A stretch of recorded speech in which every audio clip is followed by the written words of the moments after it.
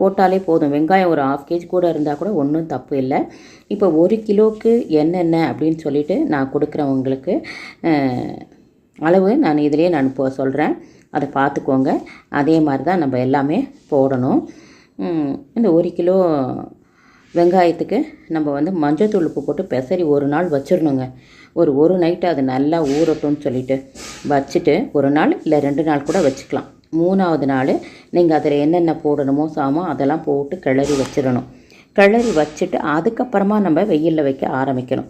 இப்போ நான் இதெல்லாம் வந்து அடித்து வெங்காயத்தை ஃபஸ்ட்டு இதை மஞ்சத்தூள் உப்பு தான் போட்டு பெசரி வைக்க போகிறேன்.